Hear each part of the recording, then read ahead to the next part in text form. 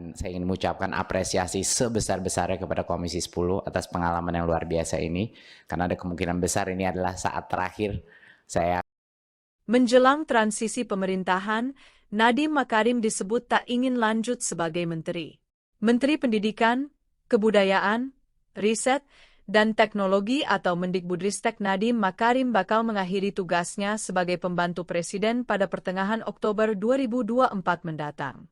Ex-bos Gojek itu disebut tidak bakal melanjutkan karirnya sebagai Mendikbudristek untuk pemerintahan selanjutnya.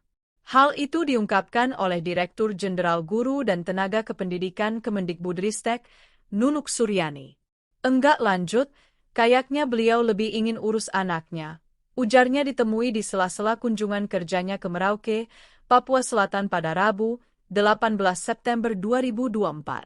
Indikasi lain, katanya, saat Nadiem secara tidak langsung berpamitan dengan Komisi X Dewan Perwakilan Rakyat atau DPR pada 11 September 2024 lalu. Di forum rapat kerja itu, Nadiem membacakan puisi sekaligus menitip program ciptaannya, Merdeka Belajar. Nadiem masuk dalam jajaran Kabinet Indonesia Maju Jilid Kedua ketika resmi dilantik Presiden Joko Widodo pada 2019. Kehadiran Nadiem di jajaran Menteri Kabinet itu menuai sorotan lantaran latar belakangnya sebagai pebisnis, bukan akademisi. Sebelum menjadi menteri, Nadiem menjabat penasihat informal Presiden di bidang teknologi. Nadiem kerap berdiskusi dengan kepala negara. Dari diskusi itu, Nadiem mengusulkan agar pembenahan kualitas sumber daya manusia dimulai dari sistem pendidikan yang ada. Nadiem pernah mengungkapkan alasan Jokowi memilihnya sebagai Mendikbudristek. Pertama, ia dianggap mampu mengantisipasi tantangan masa depan, termasuk kebutuhan pekerjaan. Jokowi juga membutuhkan sosok inovatif yang ada di diri Nadiem. Penunjukan Nadiem sebagai Menteri Pendidikan juga dikritisi oleh Jaringan Pemantau Pendidikan Indonesia atau JPPI lantaran sejumlah kebijakan yang dibuat.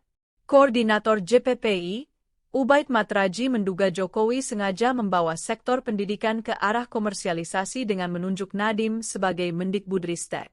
Roadmap-nya ke komersialisasi dan liberalisasi.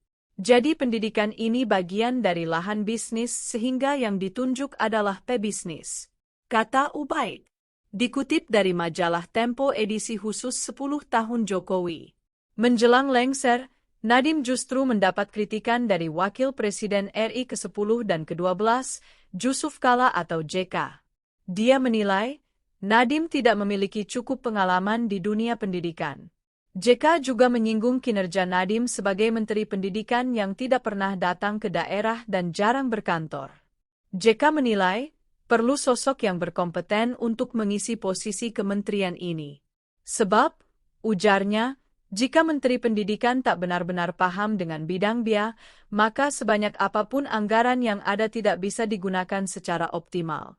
Kalau enggak mengerti pendidikan, beginilah. Mau berapa sekian ratus triliun dikasih, akan hancur-hancuran. Ini keluhan semua orang, ujar Jusuf Kalla.